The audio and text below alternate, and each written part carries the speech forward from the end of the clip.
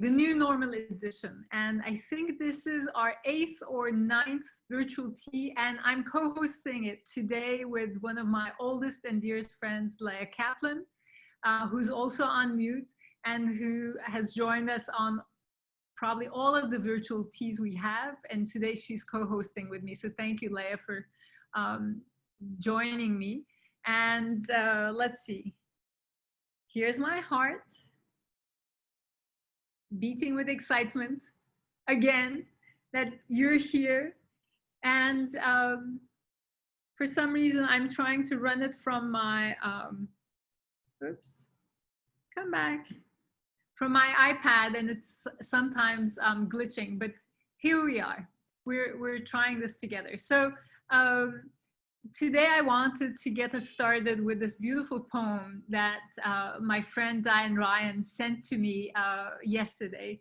And I told her, Diane, I'm going to put it up, and would you do me the honor of reading this poem? So Diane, could you unmute yourself and read us this beautiful poem, please? Sure. I'll just preface this that when I was deployed to Iraq, I read a lot of Rumi. And the last time I felt the way that I felt when I was there is like now. So I picked up my Rumi and started reading again, and I found this poem, and I thought it was really appropriate for the time we're in. This being human is a guest house. Every morning, a new arrival. A joy, a depression, a meanness, some momentary awareness comes as an unexpected visitor. Welcome and entertain them all. Even if they're a crowd of sorrows who violently sweep your house empty of its furniture, still, treat each guest honorably. He may be clearing you out for some new delight. The dark thought, the shame, the malice, meet them at the door laughing and invite them in. Be grateful for whatever comes, because each has been sent as a guide from beyond.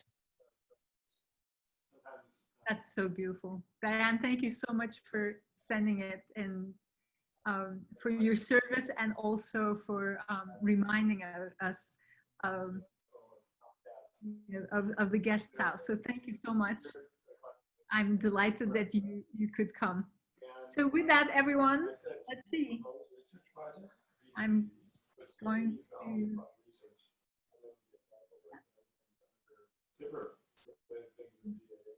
I can hear one conversation. There we go. All right, so our tea time, we're going to do creative warm-up. Then today, actually, because in the first 8 teas, we completed one cycle of deconstruction, reconstruction. So now we're going to go back to deconstructing again. And I did this today, and I really felt like it was as if I was doing it anew, like for the first time. So I want to share that with you. And then we have our dear guest, Julie Rosenberg, who's with us today. And then we're going to talk about next time. So with that, the ground rules, some of you know, are there are no rights or wrongs. Every idea here is welcome. We're going to collaborate and build on each other's ideas and say yes and. Most of the time, we'll have our mics muted, but sometimes we'll turn it on and we'll share via conversations our thoughts, but mostly we'll use the chat box to comment, and it's a very efficient way. Actually, that's one of the beauties of Zoom, is to have a chat box where we can see and read each other's ideas at our own pace. And we're going to think like designers, and the top piece of that is optimism, which we truly need today. And Leah was asking me how my day went today, referring to a talk that I gave earlier today that was about optimism and turning constraints into opportunities in this moment of crisis. So this is an incredibly powerful value in thinking like a designer: optimism, empathy for ourselves and for each other, thinking holistically, which we'll do in deconstruction, working collaboratively, building on each other's ideas, and then asking what if questions, because when we ask what if questions, we're really coming with an open mind. So And we're doing that playfully because when we're playing, we're not afraid of making mistakes. So let's get playful. The first thing I want to get us started with today, and this ties in nicely with what Julie is going to talk to us about, is let's just check in with our feelings for a second. If you could put into the chat box, how are you feeling today? Just in 1 or 2 words, put your feelings. And these could be, you know, good feelings, not so good feelings, terrible feelings. Every feeling is welcome. So, and I'm reading it. This is really a lot of fun. And you can read it with me. I'm delighted, feeling sad, or was feeling sad, settled into a routine, steady, inspired, good, flabby. Oh, hi, Kay. Welcome. A bit lost. Tell me about it. Stressed, calm and connected, overwhelmed, exhilarated. Hi, Todd. Curious, Tracy. Excited, unproductive, exhausted, yes, optimistic, ready to go, anxious, overwhelmed, grateful and tired, distracted but optimistic, excited and tired. Yeah, I love flabby too. Stagnant, pretty good today, nice. Happy to be here right now. Hi, Annette. Grateful, melancholy. Hi, Leah. And excited at the same time, overwhelmed and optimistic, reflective. Wow, wow, wow, the list goes on. I'm going to stop here because, oh, we're 50 people at least. Okay, so you get the sense, and it's just like, we are, some of us are up, some of us are down, some of us are up and down at the same time. So the warm-up exercise, the creative warm-up exercise, builds on our feelings in the moment. And I'm going to ask you to, oops, go back to that. Okay, to visualize our feelings. And this exercise was inspired by my dear friend, Todd Churches, who gave me a bunch of ideas. And one of them was, why don't you ask us to draw our feelings? So draw how you're feeling right now. And if you want, you could use a metaphor to draw it. And I'm going to show you the drawing that I did. So this is how I was feeling about 2 hours ago. I was feeling up and down at the same time, and it made me think of the metaphor of a yin and yang. Part of me felt dark and part of me felt light. And in the lightness, there was a little point of darkness, and in the lightness, there was a little point of darkness. So with that, let's take like 2-3 minutes, and this could be really funky drawings. You could draw your facial expression. You could draw just how it feels. You know, I want to see what feeling flabby looks like, by the way. And have fun. We're just playing. This is the first time we're drawing our feelings, and let's see how that goes.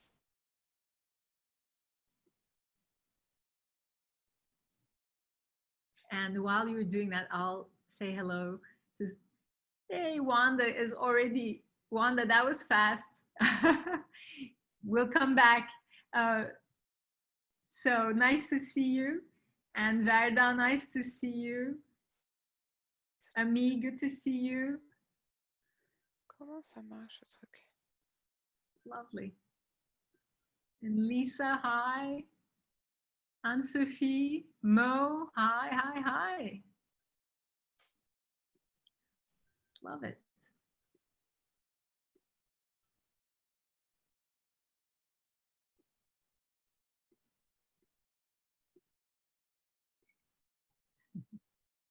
Mariam is here.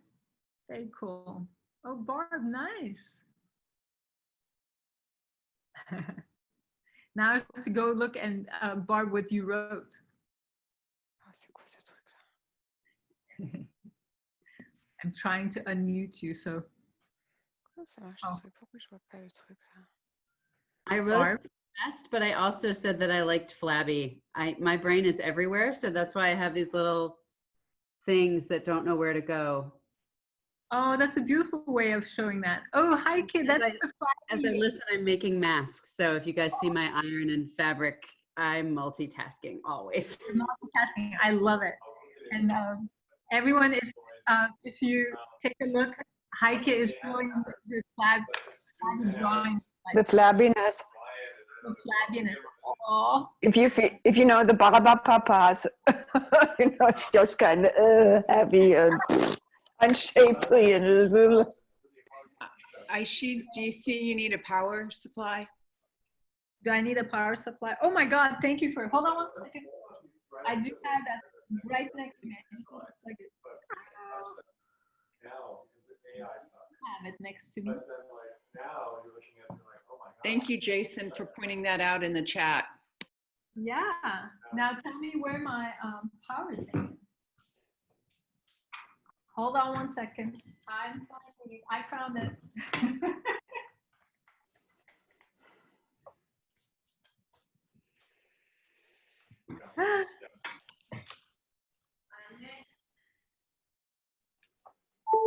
Okay.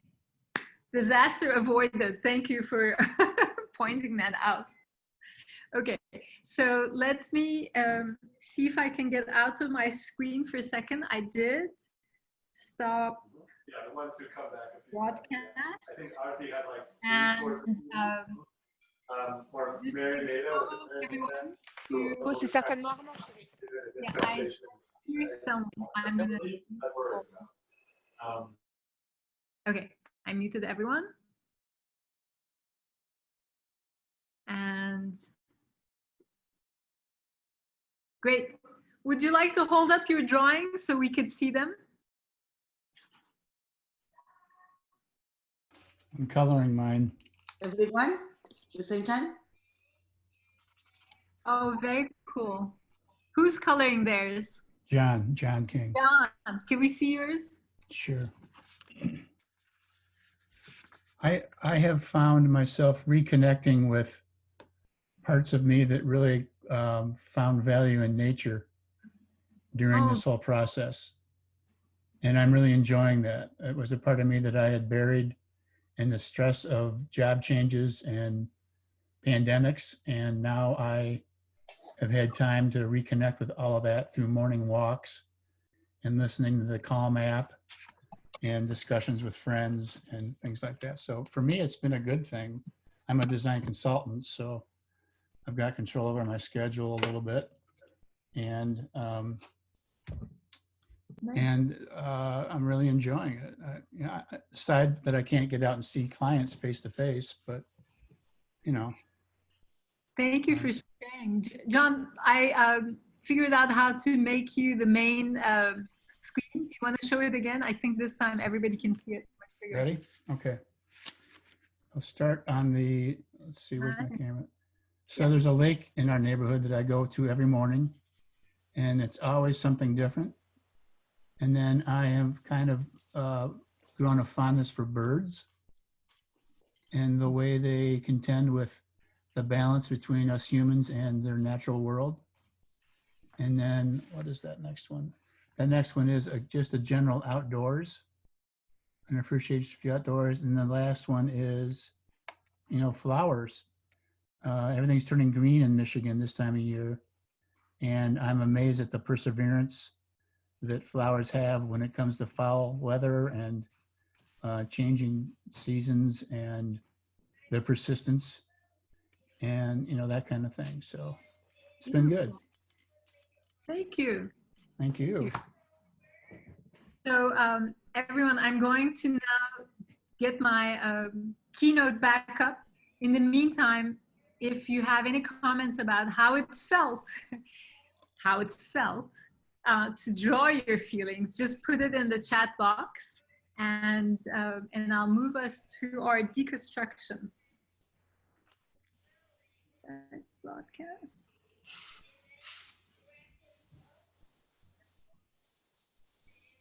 Oops.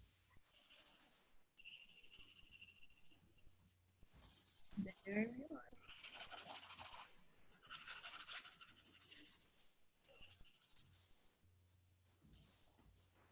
Okay. Can you see that?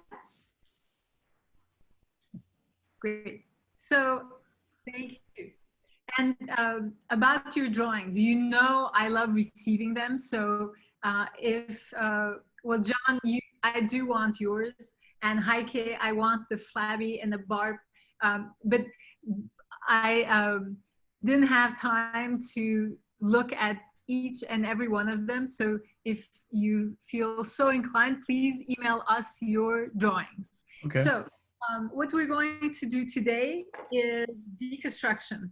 And so we are taking the cycle back to the beginning. We started by warming up our creative brains and signaling to ourselves that we're entering into the creative space. And we did that with feelings today. Next is, let's deconstruct the moment that we're in. And René Descartes, who is a 17th century French philosopher, really described deconstruction well. So I want to share that with you. And if you have my book, Design the Life You Love, you've probably read this, but it's divide each difficulty into as many parts as is feasible and necessary to resolve it. So it's this idea of taking something that is difficult and hard and making it simpler by breaking it into its pieces. Given that we're in the most difficult moments of our lives and in it together, why don't we deconstruct it? So I'm going to, here we go. Life is complex, especially now. To understand and simplify that complexity, let's break it apart, deconstruct it into its parts. And the way we're going to do this is a little bit different from if you were here at the very beginning. We had done it across love, work, friendship, and well-being. This time we're going to do it across the 4 quadrants of emotion, physical, intellect, and spirit. So I wanted to do this myself because I hadn't done it in a while. So let me just, okay. And here we go. Okay, I don't expect you to write as fast as I do because I don't write fast. I just make it play very fast. But take your page and divide it into these 4 quadrants: emotion, physical, intellect, and spirit.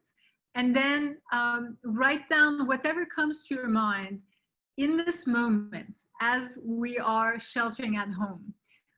Connect with your feelings. So some of the feelings could be exactly what you just wrote, and other feelings. I found that my feelings are up and down. You know, I can feel happy and sad, like in the blink of an eye.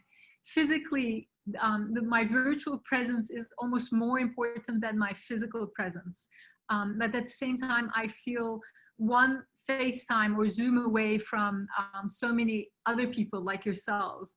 So I feel close to many more people than I did before. Close. Intellect. I find that I'm practicing beginner's mind because there's so much to this that I have no idea how to do, but I'm trying to learn.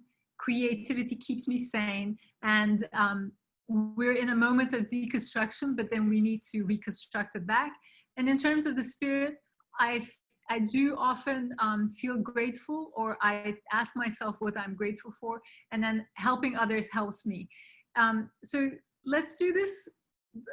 Let's take 5 minutes, and then if you have insights or ahas that come to your mind, put a little kind of star next to it, which is what I did, and then we'll put those insights into our chat box to start sharing with each other. And I found it helpful to put one emotion and then go to physical, put something there, and then go to intellect, put something there, go to spirit, put something there, and then kind of turn it in circles. But you could make a list on one, then move to the other. You have fun. Please play. Don't be kind of worried about or anxious about what comes to your mind or what doesn't come to your mind. If you have trouble with one of the quadrants, that's totally fine. And you know, that in itself could be an insight.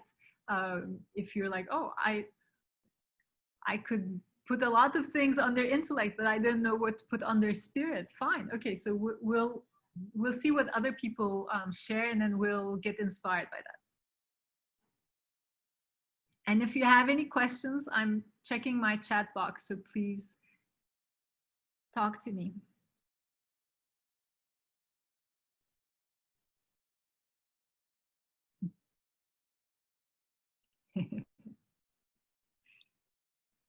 I just love the humor that you all have. So they're all this fun, like, I love the flabbiness. Thanks, co-flabsters. Come on, this is so much fun. You're filling up my quota of laughter for the day. And Barb has doves nesting on her balcony. Man, New York doves don't do that, let me tell you. At least not on my balcony. Come to San Francisco. I know. I'm dying to come to San Francisco. That's where Heike is too. And then Megan, thank you. She's saying it felt liberating and validating to draw my feelings. This might be a whole new école we start here, the Draw Your Feelings école. The school of.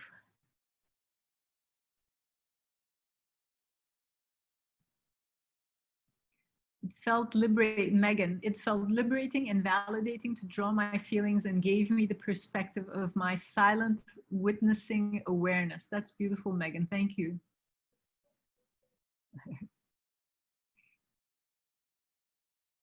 And John says, we have doves nesting in a pine tree. Oh, all right, come on. You're all trying to make me feel bad about living Midtown New York.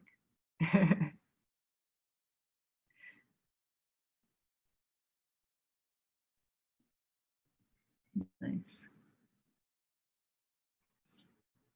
How are we doing in terms of time? Okay, if you want to start putting some insights into the chat box, that would be great.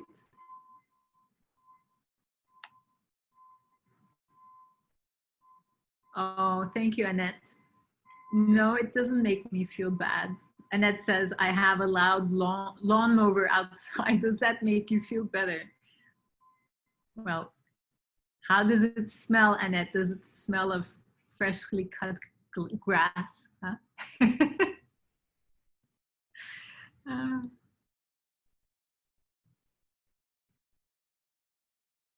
Oh, thank you.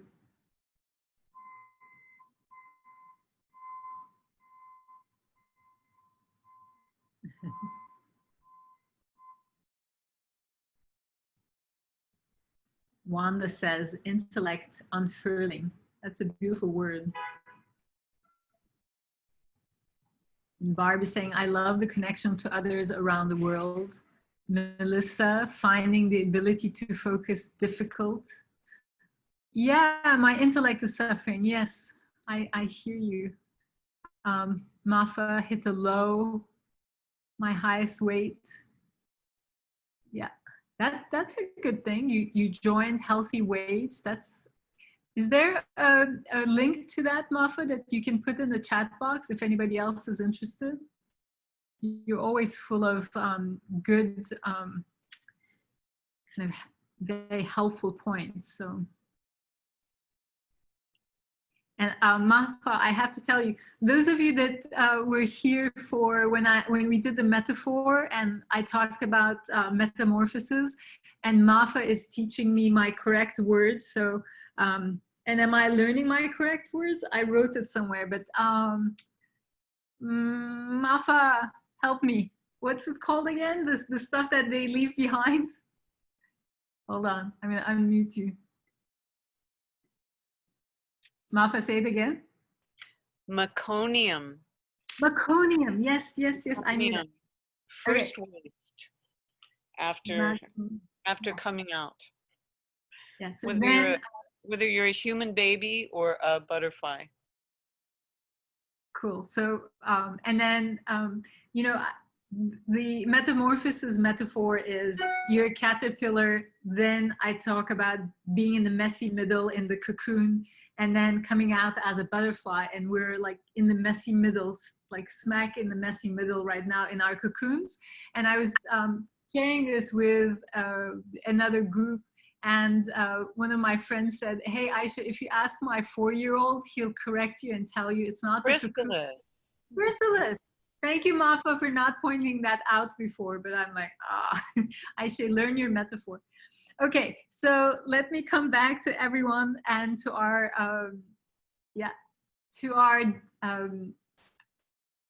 deconstruction insights. There's some beautiful ones here. May I take some volunteers? Like Yeshim, you want to unmute yourself and tell us what your insight is? Yes, sure. Emotionally, I feel actually I'm also up and down, but mostly content with myself. And physically, interestingly, because I've been flying all the time, this time I'm stuck in one place, so I feel more anchored and connected to where I live, and I live in London. So. And I think I'm very much grateful because I'm in Kew Gardens and I have an allotment which I'm growing plants, and I love it. It's an amazing experience. And intellectually, I feel as if I know nothing. I feel like a sprout. That's what I would say, as if I'm just starting everything from fresh. So these are my insights. That's beautiful. Thank you. Yeshim, you're making me think. Yeshim is an amazing world-renowned expert on play. And Yeshim, it would be fun to do something playful together for our Yes. So let's cook up something. Yes, and then I would love to. Thank you. Todd, this is cool. I can see you raising your hand. Did you want to volunteer? Sure. I wrote that I'm happy that I could spend 6 weeks in isolation with my wife, and we're not killing each other yet, and she fulfills all 4 of these categories. So I'm more appreciative of that than ever, because I have a lot of friends who are in isolation all by themselves. So it's just, I really appreciate the fact that we're together, and again, we have our space, but still we've been spending a lot of time together, and it's been nice. Great. And Todd, we're going to do a session together as well. Do you want to wave your book in the background? Do you want to show us the book? You can see they're all, someone said, are you in a Barnes & Noble? I said, no, I'm in my office. I just put them all up there on the shelf. And what's the name of it? Just came in. So there you go. Yay. It just officially launched yesterday. I posted on LinkedIn, and my post has been viewed 11,000 times, which is pretty. Bravo. Congratulations. It's not the time to launch a book. And I have this on my desk. What's the book about? It's called Todd, Visual what's the book Leadership. about? It's called Visual Leadership. And it's about using visual thinking, metaphor, analogy, and storytelling to frame your thinking, your communication, and the way you look at the world and the way you lead other people. Thank you. Thank you. Somebody is unmuted, but I don't know who it is. Thank you. So, hi, Bark. Anyone else who'd like to unmute themselves and share an insight? How was deconstruction?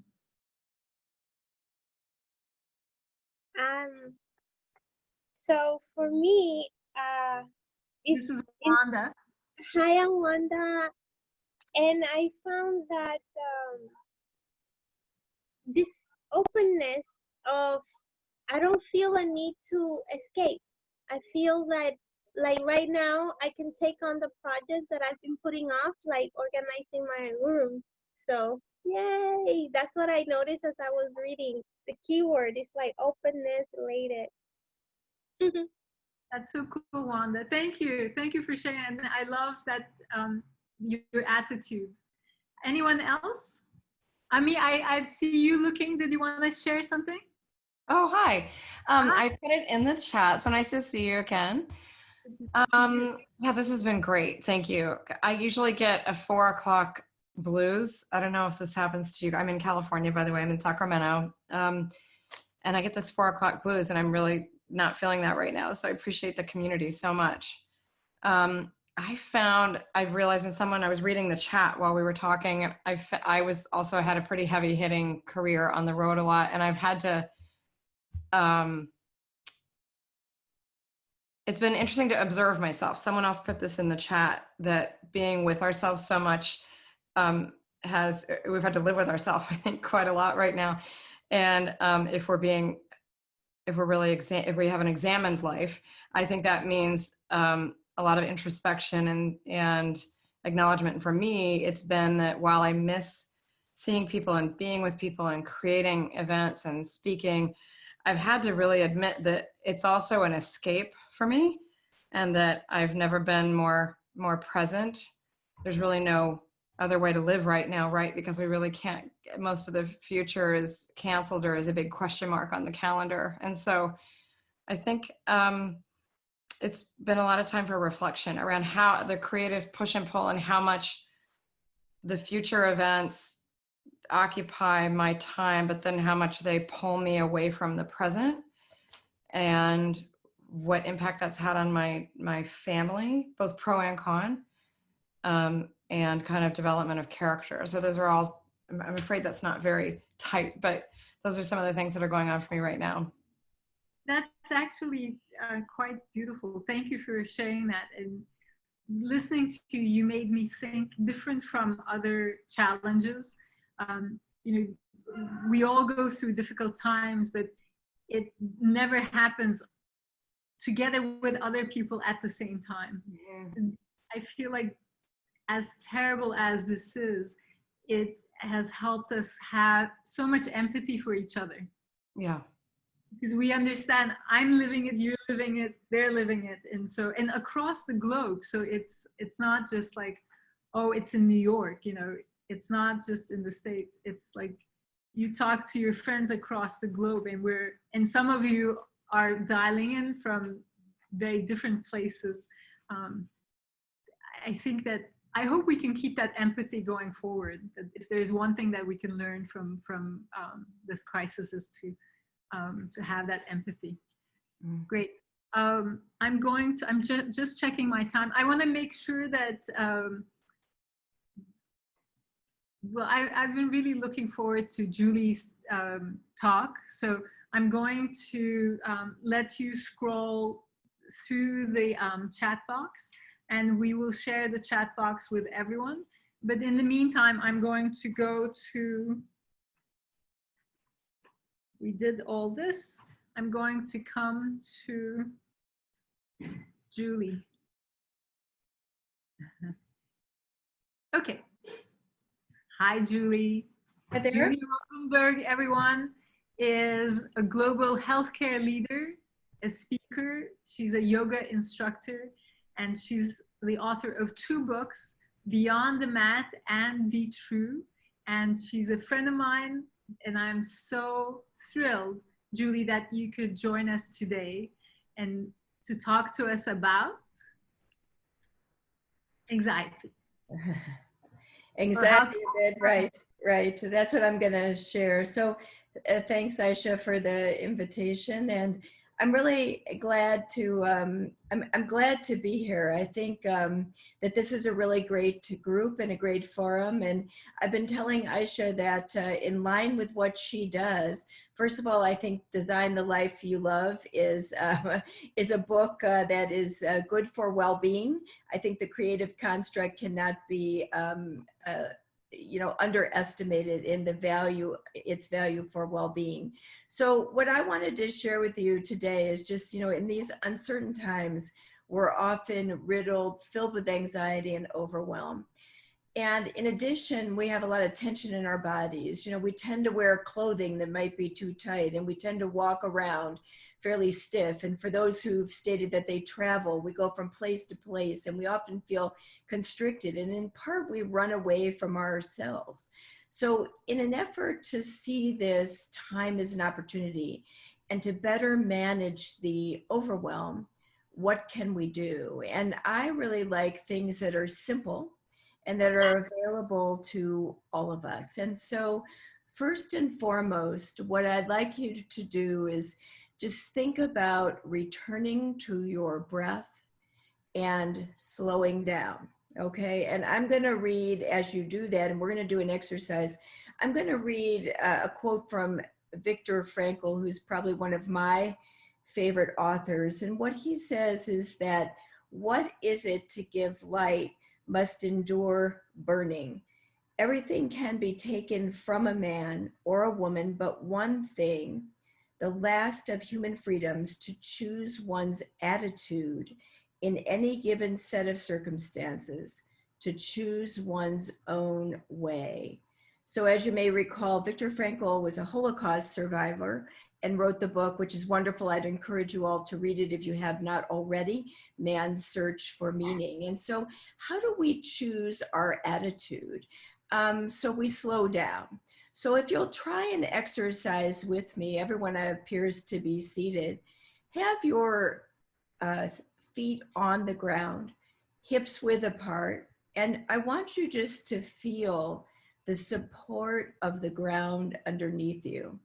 And as you're in a framework of slowing down, listen to the sound of my voice, because I'm also slowing down with you. I'm changing the pace of our conversation, and you can do this too. So I'm changing the pace of the conversation, and I'd like you, as you feel the ground underneath your feet supporting you, to remember that you are your biggest source of support.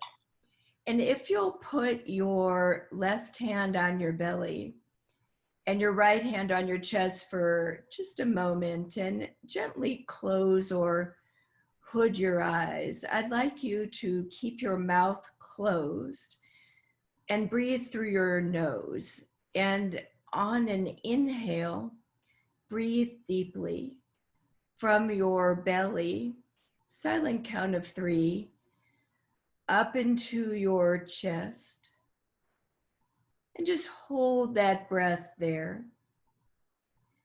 And from your chest, exhale through the belly, count of 3. You can do that either through your nose or through pursed lips of your mouth. Now you want to breathe through your nose in these uncertain times, especially because the nose contains the mucociliary tract, all those little hairs and cilia on your nose. They help to filter out pollutants and viruses and bacteria. And so you have your own immunity, and that immunity is supported by the breath. So together, as we feel the ground underneath us, tune in to how you right now in this moment are feeling. For those of you who said you were overwhelmed or anxious, are you slowing down? And then together, I want us to take just one more breath from our belly, through our nose again, deep into our chest. Hold it there at a maximum point of expansion. And gently, slowly let it go. And then gently open your eyes and keep your feet on the ground, and we'll do one more thing together. I want you to feel more expansive. So shoulders back and down. Have your arms at your sides, hanging down on each side of your chair, not stiff. And we're just gonna raise the arms together. On an inhale through your nose, raise your arms up above your head like so. Clasp your palms together and bring them down silently, saying to yourself after me, I am, to your heart center. And we'll do that 2 more times. Raise your arms on an inhale through your nose. And on the exhale, with your palms together, come down to your heart center. I am. Feel yourself grounded. And one last time, inhale, arms up, palms together. Exhale, coming down, heart center, and breathe. And now just put your palms in your lap, returning to yourself, and breathe for a moment. And I'd be interested to know in the chat box real quick as I go on, and I'll say a few more things, just have you changed in any way? Do you feel lighter? Do you feel less tension? Are you more grounded? And so what I wanted to share is some things that are important to me. Ayse mentioned my book, Be True, which I'm going to show you. Not just, and by the way, it has a designer did my cover because I love design. But what that book is, it's a personal guide to becoming your most authentic self. So one person just said earlier, and I apologize, I forgot who it was, but you talked about the examined life. What opportunities does this time give us? It gives us an opportunity to actually be with ourselves, but also to be the observer. Part of well-being is to be the observer. Observe our behavior now, maybe as it was and as it is now. So we can understand what's really important to us. Who am I now? Am I really who I want to be? So what I really offer in Be True is a roadmap to being your authentic self. Because if you think about it, how many of us live a life where we're doing what might be expected of us, or what we think we should do, or what someone else thinks we should do, or what our culture suggests we should do, but it's not a life that we've designed. It's not necessarily a life we've chosen for ourselves. And I think it's so important to do that. So I think the keys that I really would like to make sure that I leave you with today in this short session is that you can calm yourself down readily and quickly. You can do this with simple breathing exercises as we did. What we just did was called the 3-part Dirga breath, breathing through the nose, through the belly and chest. We typically, when we're stressed, we only use about 10% of our lung capacity. That allows us to fill our lungs fully. And also when you have your feet on the ground and or if you feel your buttocks on the chair, your back supported by the chair, feel the support of the earth. The earth is always there to ground you, even if you are alone during this time. It's health and life affirming. Secondly, you can slow down. As you slow down your breathing, slow down the pace of your thoughts. I do this in meetings where I might otherwise be stressed, where people are contentious or where they might be having difficulty. Lastly, I would suggest that you use this time on a journey to be true to yourself. If I can help you in some way, or if my book can help you in some way, I'd be delighted to know that. But the goal would really be to become your most authentic self. And what time is a good time, if not this time? We're at home, we have more time to think, we have more time to reflect. And wouldn't you like to emerge from this circumstance, knowing who you are, what you want, and charting your own path to authenticity and well-being? And I do this work, and I'm so interested in this work because I've spent the entirety of my career working with and developing drugs for patients with cancer. And what I know is for all of us, 1 minute you can be fine, and the next minute you are not. And what I've chosen to do for myself and offer to others is to meet people in that inflection point, the moment between when you're fine and you're not, and find the space between that I believe defines well-being. It's a space of knowing, and let's all try to get there before we're on the side of not being well. So really, Ayse and everyone, that's what I wanted to share with you today in this short time. I hope that I've offered you something useful, and always a pleasure and privilege to be here, and also to share time with Ayse. Design is one of my favorite things, and I think the creative construct cannot be underestimated. Great. Julie, thank you so much. That was beautiful. So I'm going to try and unmute everyone for a second. Unmute all. That was lovely. Thank you. Julie. Hope that was helpful for everybody. What was the name of your book? Diane, what did you say? Let's see, I'm going to mute everyone.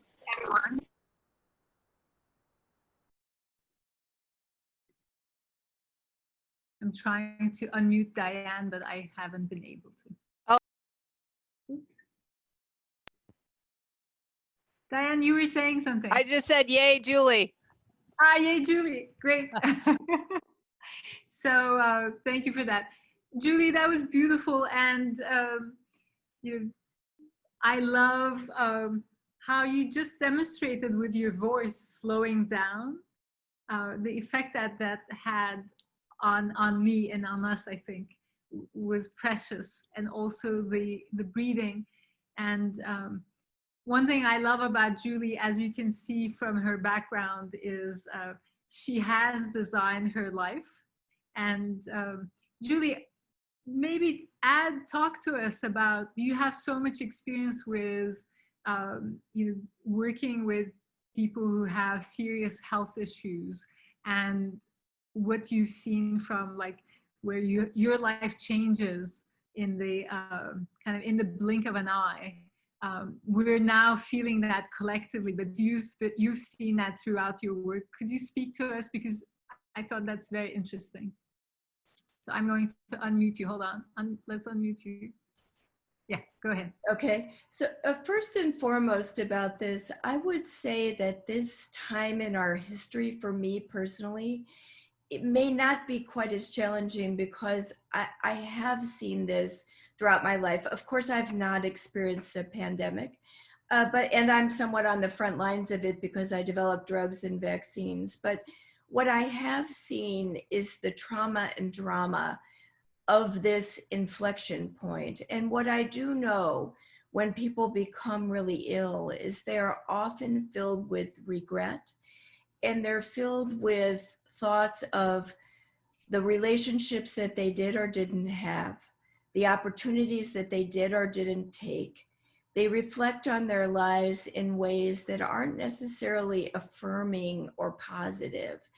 And they try to hurry. They then have a hurried life to fit it all in, because at that moment, they feel their life is at risk. And I have to say, many of these patients do get well, but it's that moment, that inflection point.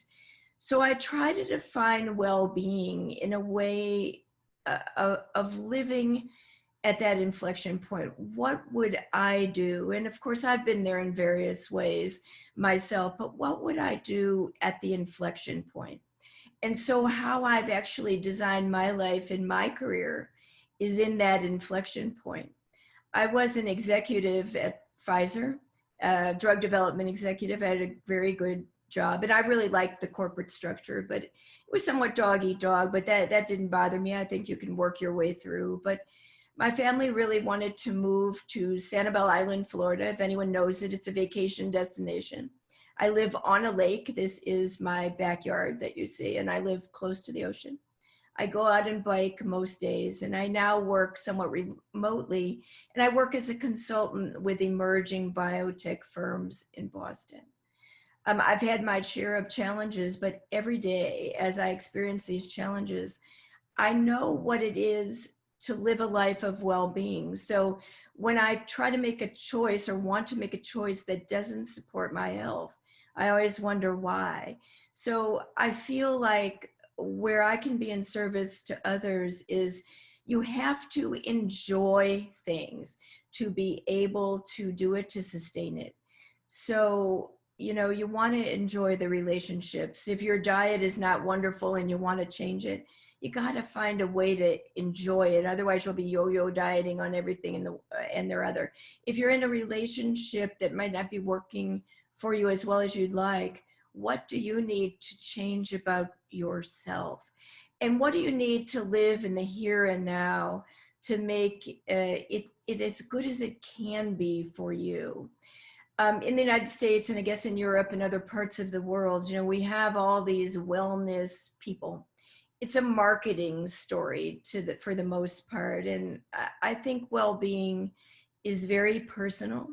There are many aspects of it that, you know, are medical in nature. They include our immunity, which, you know, I've shared with some of you in other forums that we can really enhance during this time. But how we live and how well we live will ultimately be up to us. But I'd encourage you to do it now, to think about how you'd want to be remembered, what really drives you, what serves you, and what do you want to offer to yourself to live the best life possible, so you can in turn offer that real wisdom to others. And I think that's what I've learned from my life working with patients with cancer. And, you know, I really enjoy doing that. I think at this point in my life, I'm very motivated to help people understand well-being and how to get there and how to achieve what I call sustainable success, which is intimately wrapped up in well-being. But it's been a difficult journey for me due to the fact that it's a competitive field. But I do understand it. And I think that deep understanding is what I, you know, can offer. And I hope on your journey, if I or Be True can help you in some way, you know, do let me know. It really is a privilege for me to do that and to look to people to help them with transformative change. You know, it's possible and you can all do it, and it's within you, and it is attainable. Great. Thank you so much, Julie. That was beautiful. And I put your LinkedIn information into the chat box, and it's also in the invitation. Also the links for your books. And Lucretia wanted me to ask you, you read a quote from a book? Could you? No, I read a quote from Viktor Frankl, who wrote Man's Search for Meaning. Yeah, it's not necessarily, I believe it's in that book. I have it written down. I keep it by me. I can share that with you, Ayse, in the follow-up notes, and you can send it out. But basically, it is about our attitude. That was that quote. We tend to be so reactive, though, at times, and so much on sympathetic overdrive, you know, our sympathetic nervous system, our fight or flight activities that we do, that we don't have the time to reflect. And we can't always shape our attitude to have an attitude maybe of gratitude and of abundance, because we're so busy reacting to everything that's in our world. Thank you so much. And I just want to refer to the chat box also for a second. Barb is noting you are your biggest source of support, and that is so true. And when you said I am, that helped me connect with myself. And then Jason, you said something. You want to unmute and read or say what you wrote in the chat box about I am? Thank you, Ayse. This is awesome. I just was, for whatever reason, in the middle of all of that, was aware that there was this community type of energy that was going on because we're all doing it at the same time. So as I thought about I am, it also felt like it was a we are, because we're all doing it at the same time. And I don't know, it was just really special for me. Felt really great. Great. It's good to see you. So Jason and I, well, Jason, you're now the chair of IDSA, right? I'm the incoming chair, so starting in January, I'll take over. So yeah, it's a very important role for me, and requires a lot of meditation and understanding of anxiety. Yeah, so congratulations on that. And Thank you. Great to have you here, everyone. Our time is almost up. It's really a pleasure to see you. As you know, I started these virtual teas thinking, you know, how could I reach out to the community? Who's my community? This is my community. And I thought maybe I could help some people, maybe 10, 20 of us could get together. And you know this, but the person who's getting the most out of it is me. So thank you for that. It's just a delight to connect with you. And every week, thank you for coming back. Please do bring along your friends. And one thing that we've learned from our year-long project, co-designing with people who are 65 and over, is that you need to have friends who are 9 years younger and 9 years older. So if you can use this as an excuse to bring a younger friend and an older friend, and so that we could all share, that would be delightful. And referring to the Aging Project, the Aging Project is, we were going to launch the results of that at South by Southwest. And as you know, what happens to South by Southwest, like most conferences, it got canceled. So it's, that project is now launching on Friday with a talk with Don Norman, myself, and John Zapolsky. It's going to happen at 4 p.m. New York time. And I'm putting the link in the chat box. If anybody's interested, here is the link. Please register.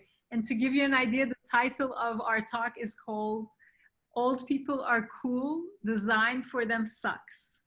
Isn't that the best title? I mean, just for that, you have to come and join us. So. Okay, on that note, thank you very much for joining us. If you have suggestions for us for next time, please put it in the chat box.